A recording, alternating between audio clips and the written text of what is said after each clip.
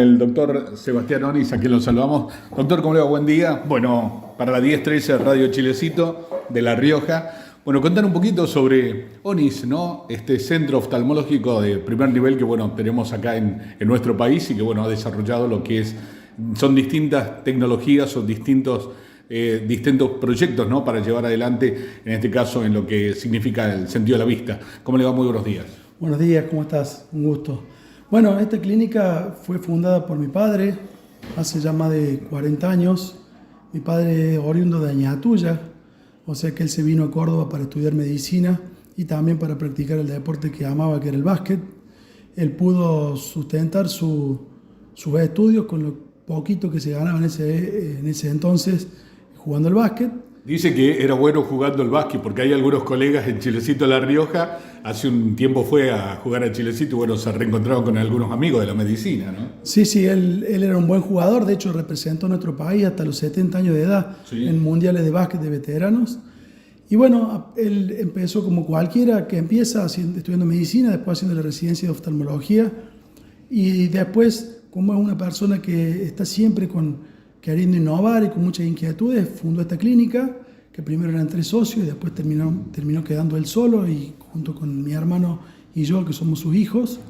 Y es una clínica con mucha tecnología de vanguardia, no solo a nivel nacional, sino también internacional, en la cual realizamos prácticamente todas las intervenciones y o los tratamientos que se pueden realizar desde el punto de vista oftalmológico para mejorar la salud visual de los pacientes y también para mejorar la calidad de vida de los pacientes a partir de prácticas o intervenciones que hacen que el paciente pueda tener una vida independiente de los anteojos, lo cual no es poco.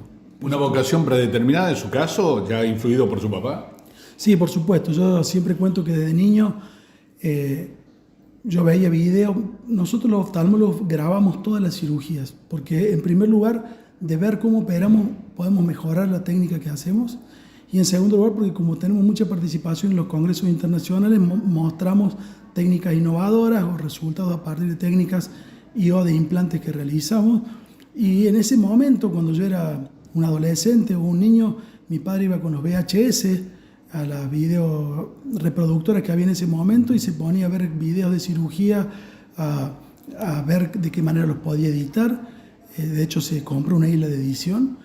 Y entonces yo recuerdo de mis años de juventud viendo videos de oftalmología y me apasionaba la especialidad. Así que yo empecé a estudiar medicina sabiendo que iba a ser oftalmólogo. Y tengo la fortuna de que tengo 2 hijos ya que están estudiando medicina. Uno está en 5º año y otro está en 1er año. Y los 2 también van a hacer oftalmología. O sea que el nombre Onís, la marca Onís y todo lo que significa el legado que ha dejado mi padre. Yo trato de enseñarle a mis hijos que nosotros tenemos 2 formas de dejarles cosas a nuestros hijos. Una es la herencia y otra es el legado.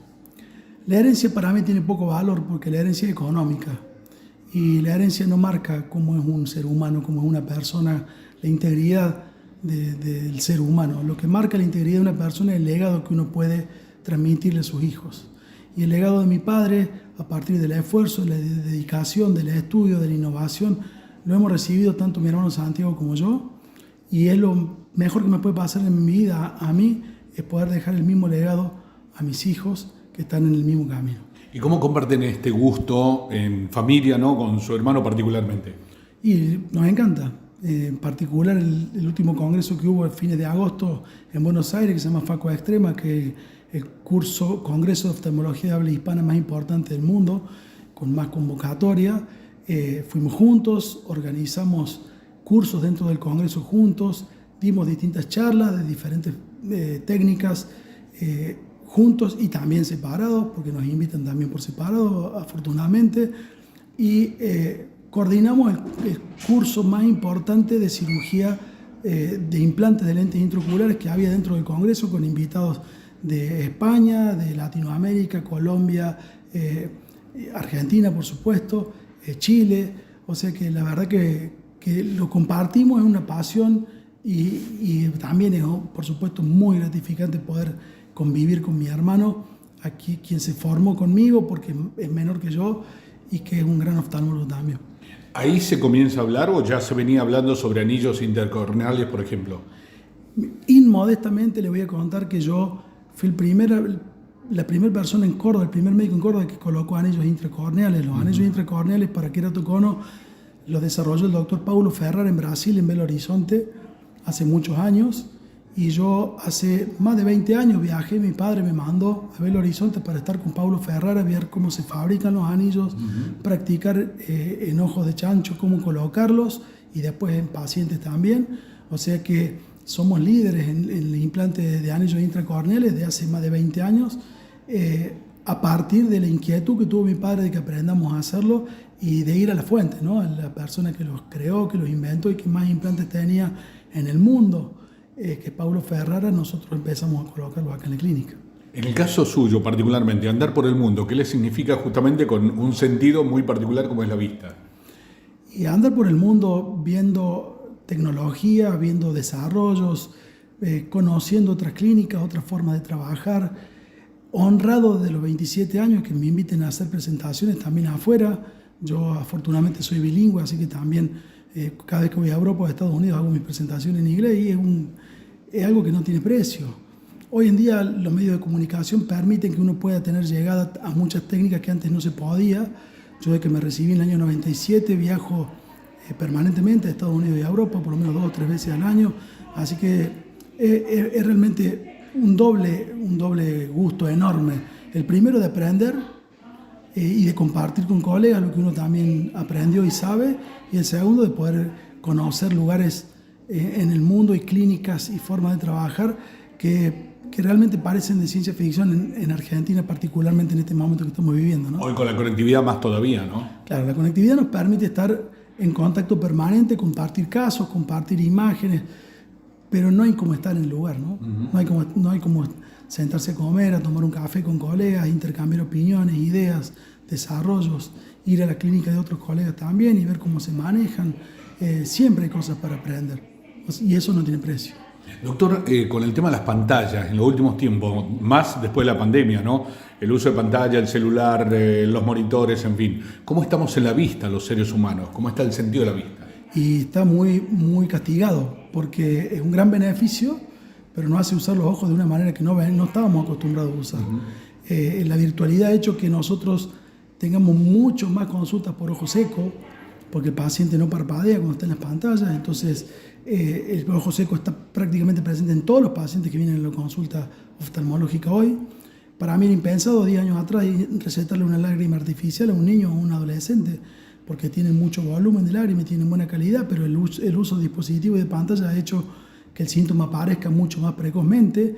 Y hay una pandemia de miopía en el mundo en este momento, porque cuando nosotros miramos de lejos, el músculo de la acomodación está relajado, pero cuando miramos de cerca se contrae para hacer foco, y el exceso en la contracción de este músculo, al ver celulares, dispositivos, ha hecho que aumente el porcentaje de miopía en la población mundial.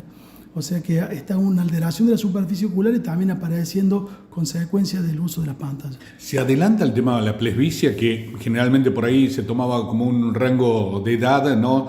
Etario para un sector de la comunidad. ¿Se adelantó justamente con el uso de las pantallas? En realidad no se adelanta, pero sí se pone de manifiesto antes. Porque si usted antes pasaba media hora por día o 1 hora por día en una pantalla, alejaba un poco el monitor, no tenía síntomas de cansancio visual, que son los iniciales de la presbicia, entonces quizá no consultaba al oftalmólogo hasta que realmente ya no la podía ver. Hoy todos nos sentamos frente a una computadora, ya sea para trabajar, por recreación, en el celular también, para ayudar a nuestros hijos en las tareas del colegio.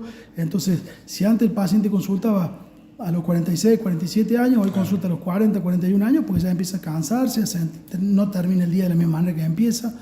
Entonces, no es que dé más presbicia, sí da más miopía, pero adelanta la consulta porque se pone de manifiesto antes al estar nosotros usando nuestro ojo de cerca todo el tiempo. Usted hablaba de la tecnología, ¿no? Por ahí el hecho de ir en una ruta de noche con luces blancas de frente, en fin, esos impactos también le producen daño al ojo. Por supuesto, si el ojo estuvo todo el día enfocado en una computadora, se secó, el músculo colapsó de tanto acomodar, cuando nos sentamos de lejos, por más que no sea ese el problema, el ojo está en otras condiciones y tiene mucho más deslumbramiento, molestia con las luces, necesidad de parpadear muchas veces buscando encontrar el foco. Sí, por supuesto que eso pasa.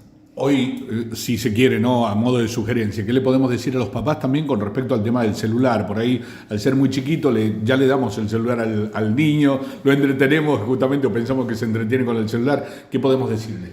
Que tratemos de dosificarlo. O sea, que no lo use imposible.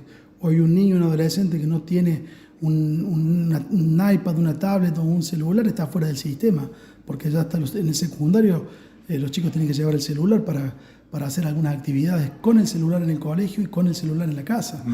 Pero sí dosificarlo, no perder el foco de que muchas veces nosotros lo utilizamos como maniobras distractivas para estar más tranquilos nosotros, pero que los chicos no pueden estar tanto tiempo con una pantalla. Entonces estimularlos para que tengan otro tipo de actividades, sobre todo deportivas, que hacen también a la mente y al cuerpo, ¿no? Y tratar de que si un chico, uno le permite el uso del dispositivo, que sea 45 minutos, una hora, a lo sumo, y que después lo saquemos de esa lógica, que se distraiga, que haga otras cosas, tratando de que sea siempre algo dosificado y en diferentes momentos del día. Bueno, por ahí para los que pertenecemos a otra generación, usar un anteojo en el aula eran uno o dos chicos, ¿no? Y a su vez también los padres eran como exigirle que use el anteojo por el costo que había significado todo eso. Los tiempos han cambiado. ¿Qué podemos decir en relación a eso? Que hoy, si antes había uno o dos chicos en el aula con anteojos, hoy quizá la mitad. Porque la consulta oftalmológica antes no era tan frecuente. Realmente uno llevaba a sus chicos al oftalmólogo cuando sospechaban algo, o los llamaban del colegio diciéndole que se daban cuenta que el niño no veía bien. Hoy es obligatorio el control oftalmológico al nacer, con fondo de ojo incluido a los 3 años de edad y antes del ingreso escolar, desde sala de 5 o de 4, perdón, todos los años. Entonces empiezan a saltar cosas que antes pasaban desapercibidas y además, con el uso de los dispositivos y de las pantallas, también los niños empiezan a tener otros síntomas que hacen que sea necesario el uso de anteojos. Entonces, hoy, ¿el anteojo mejora la vista? Sí, mejora la vista. No cura, hace ver bien. Entonces mejora la calidad de vida. Hoy, sorprendentemente, le debe pasar a usted y a todos. Yo tengo mis hijos que participan de clubes de rugby, de fútbol, y hay muchos chicos que juegan al fútbol, al rugby con anteojos. Y antes no existía eso, ¿no? Porque se burlaban, porque se rompían, porque no habían hecho la consulta oftalmológica. Así que hoy los chicos conviven con sus anteojos de una manera mucho más natural que lo hacían antes. Hay una técnica que es lente intraocular, ¿no? Se avanzó mucho en relación a esto. Sí, hoy hay un antes y un después de los lentes intraoculares modernos premium que se llaman, que no solamente hacen que el paciente vea con nitidez, sino que también se independice de los anteojos. Entonces, yo particularmente tengo 49 años y ya tengo puestos lentes intraoculares para corrección de mi presbicia, porque para mí era una pérdida de calidad de vida tener que ponerme un anteojo para ver de cerca. Entonces yo digo hoy que con el advenimiento de los lentes intraoculares prácticamente no hay nadie que no se pueda operar. Y digo que hoy usa anteojo el que quiere o el que no tiene acceso a la cobertura de salud o a los medios para poder ponerse un lente intraocular, porque corrigen todo. Si tengo un problema en la vista, ¿cuántas veces debo consultar al oftalmólogo antes de usar anteojos? No, tiene que ir primero al oftalmólogo, siempre al oftalmólogo. El óptico o el contactólogo no son médicos, claro. Son técnicos encargados de realizar un buen anteojo. Entonces siempre primero la consulta oftalmológica para determinar primero cuál es el real aumento o graduación que ese paciente necesita. Segundo, para descartar que el paciente tenga un ojo sano, tomando la presión intraocular, viendo un montón de cosas que el óptico no está preparado para hacerlo y no tiene la culpa de no estar preparado, no estudió para eso.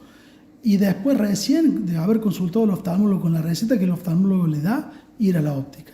¿El oftalmólogo es una consulta? ¿Pueden ser dos porque el ojo varía de acuerdo al día también? Depende de la edad del paciente y el defecto a corregir. Hay pacientes con una consulta es suficiente, hay pacientes que tienen que ir 1, 2 o 3 veces con fondo de ojo incluido para poder llegar al aumento preciso que ese paciente necesita. No nos olvidemos, disculpe que haga mención esto, pero es muy importante, que un óptico que receta sin que el paciente haya ido al oftalmólogo previamente es ejercicio ilegal de la medicina, porque puede estar pasando por alto un montón de cosas oftalmológicas por no haber recurrido primero al oftalmólogo y después al óptico. Bueno, hoy se habla justamente de un ojo que está prácticamente con un chip. ¿Cómo estamos en relación a esa tecnología? Porque a eso lo veíamos hace unos años muy lejanos. Hoy prácticamente se está utilizando, se está experimentando ya con todo esto, ¿no? Sí, se está experimentando. Es importante aclararlo para no generar falsas expectativas a aquella gente que está desahuciada, porque no hay nada peor que no ver, y que está buscando alguna solución para sus problemas. Se está buscando un chip que reemplace la retina. La retina son neuronas. Los fotorreceptores son neuronas. Así como cuando uno lamentablemente tiene una lesión en la médula, queda cuadripléjico y todavía no existe ningún método para volver a conectar la parte de la transmisión motriz, en este caso, lo mismo pasa con el ojo en la parte neurosensorial. Todavía no existe nada que reemplace la retina. Sí hay muchos modelos, prototipos que se están experimentando con chips. Estos chips han logrado que un paciente que no percibía la luz, perciba la luz, pero no de ninguna manera que vea para distinguir un rostro, para ver la tele, para ver algo, una letra en un cartel. Entonces, pero por supuesto que es muy alentador. Yo siempre le digo a mis pacientes, estamos en camino. Yo estoy haciendo cosas hoy que 5, 6, 7 años atrás ni me imaginaba que iba a poder hacer. Entonces, mientras haya investigación, mientras la oftalmología es la especialidad de toda la medicina que más relacionada con los desarrollos tecnológicos está. Entonces, eso está en experimentación, se ha probado en pacientes, pero todavía no se está usando regularmente porque no se ha encontrado todavía realmente cuál es el dispositivo que pueda suplir. Imagínense, la imagen entra al ojo, llega a la retina tiene neuronas que son fotorreceptores que reciben esa imagen a través de las fibras ganglionares, van al nervio óptico y del nervio óptico recorren toda nuestra cabeza para llegar al lóbulo occipital que está en la nuca, que es donde está el centro de la visión. O sea, encontrar algo que realmente pueda reproducir eso no es fácil para nada. Por eso hacemos muchos trasplantes de córnea, que es sacar una córnea de un donante y poner en un receptor, porque la córnea es como cambiar el vidrio del parabrisas del auto. No entra imagen, yo pongo una córnea nueva transparente, entra imagen, pero no es tan fácil reemplazar el tejido neurológico que es la retina. ¿Hay algún país que hace punta justamente en todo esto? ¿Algo que se desarrolle o en general en el mundo se investiga de manera paralela, si se quiere? El tema de los chips, los japoneses están muy con el tema, los chinos también, los alemanes también, en Estados Unidos también. Hay muchos países que están buscando, porque imagínense, sería algo un antes y un después en la historia de la oftalmología, ¿no? Claro. Japón tiene prototipos, China también. Pasa que lo de China no se conoce mucho, porque el gobierno chino no permite que se conozca tanto como en de otros países más democráticos, digamos, pero Alemania también. Volviendo a lo que es en sí la empresa ONIS, bueno, ha desarrollado en los últimos tiempos, ¿no?, un nuevo centro que es ONIS en el Cerro, ¿no?, con personal altamente capacitado, con cirujanos, con todo un staff, y bueno, para destacar también el personal joven, que bueno, se tiene prácticamente en un parámetro, ¿no?, para la consideración, ¿no?, en lo que significa esta empresa. Sí, afortunadamente tenemos 3 sucursales por ahora, la de Boulevard San Juan, acá en el centro, otra en el Cerro de las Rosas, y el de Valle Escondido, que es otro barrio que está también en la zona norte de la ciudad. Y siempre va a haber oftalmólogos jóvenes porque nosotros somos centro formador, tenemos residencia, entonces siempre va a haber médicos jóvenes que se están formando. Y médicos, con toda la experiencia de ustedes, ¿no? Con toda nuestra experiencia, con toda nuestra tecnología, y también médicos jóvenes que ya son especialistas, pero que recién han rendido la especialidad y que al haberse formado con nosotros conociéndolo, nos hemos incorporado a nuestro equipo para poder hacer lugar a toda la demanda de pacientes que tenemos. Ha sido muy amable, doctor. Muchas gracias. Ha sido un gran gusto para mí. Que tengan un muy buen día.